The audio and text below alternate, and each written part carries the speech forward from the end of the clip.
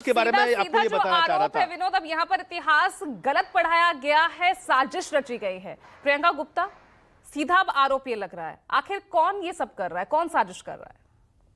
देखिए, अनिला जी ने जो इतिहास पढ़ा है उसको कोट जरूर करना चाहिए कौन सी किताब से पढ़ा है, क्योंकि हमने जो पढ़ा है वो तो आप देखिए, आपके संवाददाता भी यही बता रहे हैं कि हमारा जो जो छत्रपति शिवाजी के बारे में पढ़ा है उसमें यही पढ़ा है कि वो स्वराज की लड़ाई लड़ रहे थे और उनकी सेना में जो मुस्लिम है उनको एक उच्च पदों पर जगह भी मिली और उन्होंने अपना जो साम्राज्य है वो भी स्थापित किया और सबको मिलकर साथ में लेकर चले। पर भारतीय जनता पार्टी आज भय दोहन की राजनीति कर रही है। भय ये कि उनकी सत्ता धीरे धीरे खिसकती चली जा रही है, वोट कट भी रहा है उनका और वोट पट भी रहा है।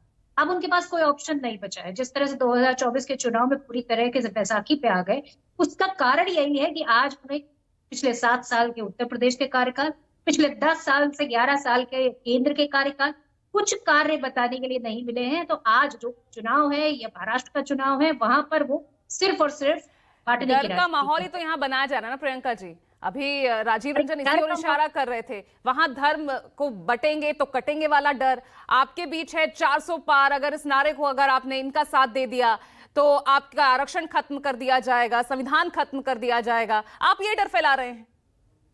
अरे भाई, आरक्षण देखिए, संविधान बदलने की बात तो इनके खुद के नेताओं ने कही, इन्होंने खंडन भी नहीं किया, ना ही उनको कोई किसी तरह का कोई पनिशमेंट दिया।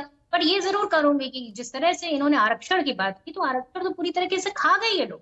69,000 शिक्षक भर्ती में आरक्षण खाया इन्होंने, प्राइवेटाइजेशन की तरफ जा रहे हैं, आरक्षण को खाने के लिए ही तो जा रहे हैं पूरी तरीके से। आज जातिगत जनगणना पर चुप्पी साध रखी है, बोलते क्यों नहीं? ना कास्ट सेंसस पे बोल रहे हैं, जो डाटा है उसको रिलीज नहीं कर रहे, तो डर किस बात का?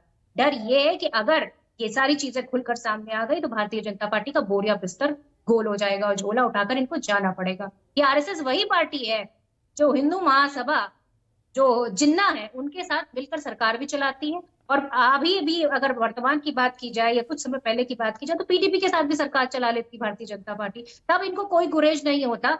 महाराष्ट्र में जब जाते हैं तो कहते हैं कि ठीक है, मदरसा टीचर की सैलरी भी बढ़ा देंगे, 2 सिलेंडर भी जाएंगे जम्मू कश्मीर के जो है चुनाव में फ्री दे देंगे।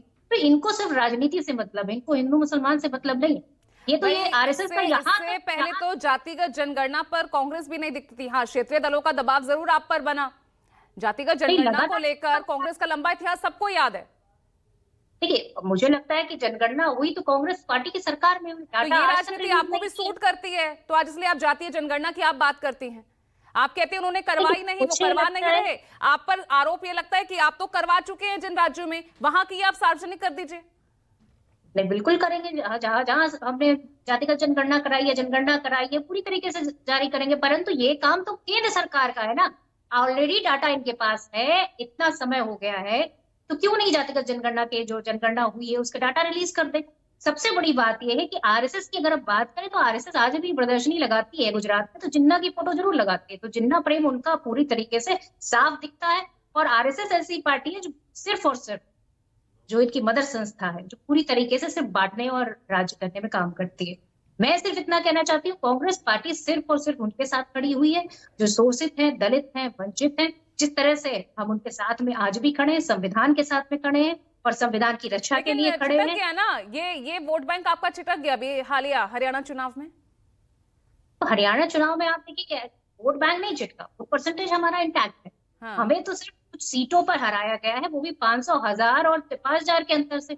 ये हार किस तरह की हार है कि ईवीएम की जो मशीन थी, जिसकी बैटरी थी, पूरे दिन वोटिंग के बाद भी 1% जाती है, 99% चार्ज रहती है। ऐसी बैटरियां अगर भारत में इजाद हो रही है तो उनका तो एक्सपोर्ट होना चाहिए, पर हो नहीं पा रहा, क्योंकि वो बैटरी नहीं इजाद हुई है, वो भ्रष्टाचार इजाद।